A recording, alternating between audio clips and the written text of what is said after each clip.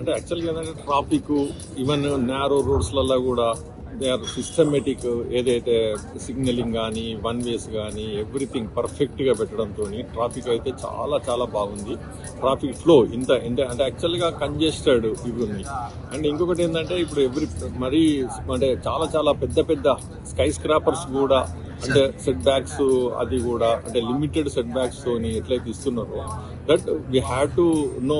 ఎందుకంటే ఇప్పుడు మనకున్న పరిస్థితుల ప్రభావం చూసినప్పుడు రోడ్స్ ఉన్నప్పుడు వాళ్ళు వితౌట్ సెట్ బ్యాక్ కూడా ఇచ్చి రోడ్డును పర్టికులర్ గా వైడనింగ్ చేసుకొని దాని మీద వాళ్ళు అట్లా యూటిలైజ్ చేసుకోవడానికి ఏదైతే చేసిందో నాకు అది బాగా నచ్చింది ఇక్కడ. ఎందుకు అంటే ఇప్పుడు మనకు స్పేస్ రేటు కూడా మన దగ్గర కూడా రేట్లు పెరగడము, హైదరాబాద్ లో రేట్లు ల్యాండ్ రేట్ బాగా పెరగడము, దాంతో సెట్ బ్యాక్స్ కూడా మనము అంటే ఎక్కువ తక్కువ ఇది చేయకపోవడంతో అంటే బాగా రిస్ట్రిక్ట్ చేయడంతో దానికి కొద్దిగా ఎఫ్ఎస్ఐ ఇది కూడా రిస్ట్రిక్ట్ అవుతుంది కాబట్టి దాన్ని కూడా చూసుకోవాలి.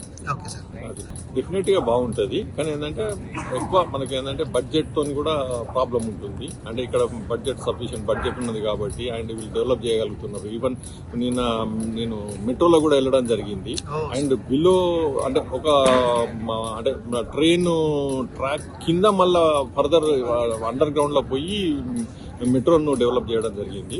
కాబట్టి అంటే ఆ డెవలప్మెంట్ అనేది ఇప్పుడు బిల్డింగ్స్ కిందికి వెళ్ళి, రోడ్స్ కిందికి వెళ్ళి, తర్వాత ఇప్పుడు ఈవెన్ వాటర్ కిందికి వెళ్ళి కూడా వాళ్ళు మెట్రోను డెవలప్ చేసి చాలా అంటే పబ్లిక్ ట్రాన్స్పోర్ట్ మీద కాన్సన్ట్రేట్ చేయడం జరిగింది. మనం హైదరాబాద్ లో కానీ అంటే ఇప్పుడు ఎనీ సిటీ మీరు ఇప్పుడు ఒక లెవెల్ దాటిన తర్వాత ముంబై కానీ మీరు కలకత్తా కానీ లేకపోతే ఢిల్లీ కానీ చూసినప్పుడు పబ్లిక్ ట్రాన్స్పోర్ట్ మీద బాగా డిపెండ్ అవుతారు. మన హైదరాబాద్ లో కూడా పబ్లిక్ ట్రాన్స్పోర్ట్ మీద డిపెండ్ అయ్యేటట్టు పబ్లిక్ ను కొంతవరకు వాళ్ళకు అంటే ఫెసిలిటీస్ ఇవ్వడము, తర్వాత కొంత వాళ్ళకు అంటే ఆ టైం లైన్ లా వాళ్ళకు రీచ్ కావడం, ఏదైతే ఇప్పుడు మెట్రో ఉన్నదో అట్లాంటి దాన్ని ఇంకా ఇంప్రూవ్ చేసినప్పుడు డెఫినెట్ గా పబ్లిక్ ట్రాన్స్పోర్ట్ మీద డిపెండ్ అయినప్పుడు ఈవెన్ ఇప్పుడు మీరు చూస్తున్న ఈ ప్లేస్ లా డబ్ల్యూ హోటల్ మనం ఏదైతే మనం ఇది చేస్తున్నామో ఈ ఐసీసీ కన్వెన్షన్ ఏదైతే ఉన్నదో ఈ ఏరియా ఎంత థిక్లీ పాపులేటెడ్ ఏరియా. అండ్ మీరు అంటే బిల్డింగ్ చూసినప్పుడు మొత్తం టోటల్ అన్ని బిల్డింగ్స్ అనే కవర్ అయ్యాయి.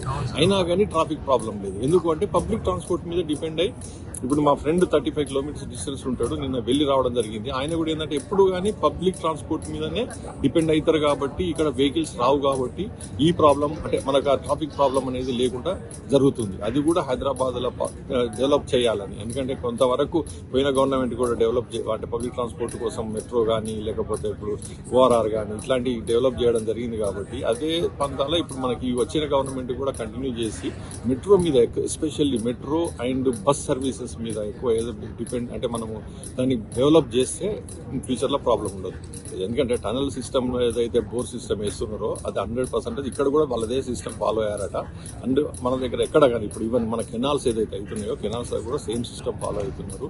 10 కిలోమీటర్లు ఆల్మోస్ట్ టనల్ మనకు ఏదైతే చేస్తున్నారో కెనాల్స్ చేస్తున్నారు కదా ఆ కెనాల్స్ కూడా అదే సిస్టమ్ లో ఫాలో అవుతున్నారు.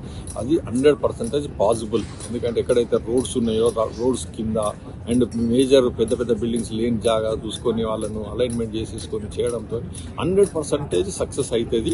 అది దాని మీదనే ఎక్కువ కాన్సన్ట్రేట్ చేయాలి. చేసినప్పుడు మెయిన్ ఏంటంటే సెంటర్ ఆఫ్ ది సిటీ నుంచి ఆల్ 4 సైడ్స్ అంటే ఆల్మోస్ట్ 6 అంటే ఇప్పుడు 8 సైడ్స్ డెవలప్ చేసేసారనుకోండి, ఇంటర్ కనెక్టింగ్ చేసేసుకుంటా 100% పబ్లిక్ ట్రాన్స్పోర్ట్ మీద అందరు ఎవ్రీబడి డిపెండ్ అవుతారు అండ్ పబ్లిక్ ట్రాన్స్పోర్ట్ ని యూజ్ చేస్తారు.